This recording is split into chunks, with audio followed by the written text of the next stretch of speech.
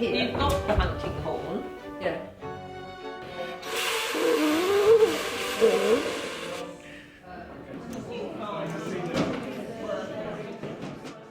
The earliest known time of a mutual club taking place was around about 1790.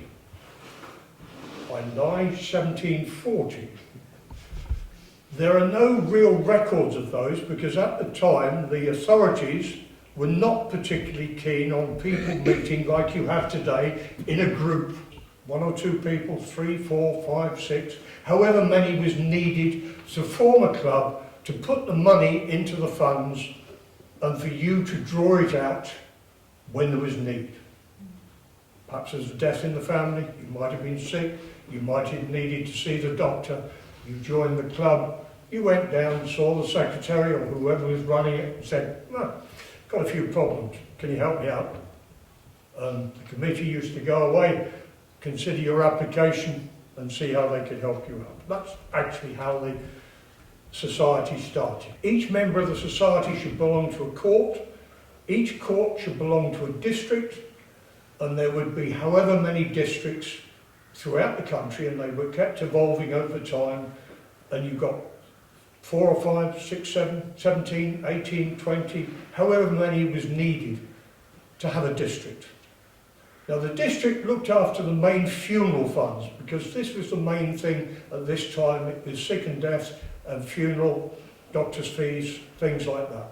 And they needed to make certain that everyone was getting a fair crack of the whip.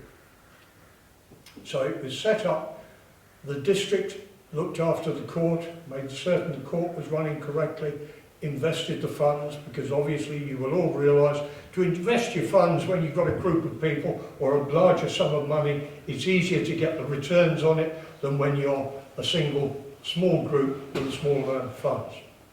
Society really grew up amongst people who worked either in their own village or they were attached to a factory or they were in a particular group of people, construction workers, railway workers, miners. So this is really how it started. Now, it wasn't till 1850 when the government had a bill in Parliament allowing the friendly societies to be registered and recognised. This is when the authorities suddenly thought, aha, we've got a group of people here, if we don't let them have their way, it's not going to be very happy.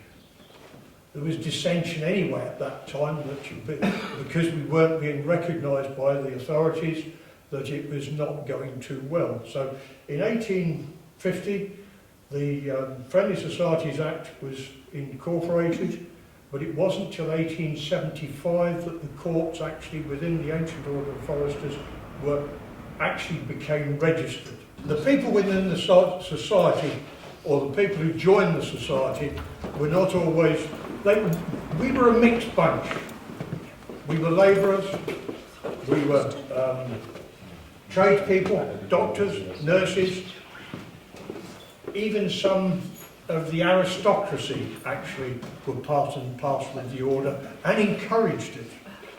The banner we have up here would have been carried by your court or by a court, possibly at its annual conference every year. You had 700 people go, you had so many courts arrive, some of them wanted to be bigger, better, more fantastic than their predecessors, and this is how a lot of these banners occurred. There are very few of them, unfortunately, left. They do have to be kept in strict, very careful circumstances. They tend to tear, they tend to break, and unfortunately, eventually the painting on it does in fact come apart. 6961, Ashurst. It was incorporated in 1882 at the Bull in Great Milton. You see, once again, we're in that public house again, you see. It met on the first and third Monday. The secretary in 1917 was a Mr. E.H. Edwards. Yeah, correct. They were there. Yeah. And the treasurer was a Mr. G. Neal. The court had 600, 700 members in 1917. 200 were forester members, 497 were pension members, and your assets at that time were £1,722.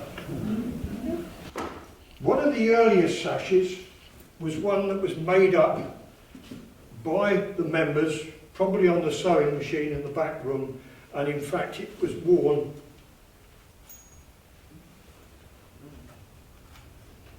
like so, and it was tied at the side there. The courts did go over to a silk sash, which I think is, once again, very fantastic. It's lovely. I would love us to wear sashes like that today. I mean, that really looks the job, doesn't it? There are obviously various pieces of jewellery that came depending on what you were. That's a silver one. That was a Court Chief Ranger's, past Court Chief Ranger's jewel. He was given it when he finished his term of office. That's a silver one. Today it's that one there. And you've got one for the district, which is that one. Another court one. That was 150 years of the Society. And that was 150 years of London United District. And that is because I've been around for a long time. If you really want to know the history of the order, I'd love to leave it with you. It is actually, it was written, it's 100 years in 1834 to 1934. I've read this in the last couple of days. The last couple of days I've read up on the Society far more than I did 35 years ago when I first did a lecture on the Society itself. Thank you very much, Barry.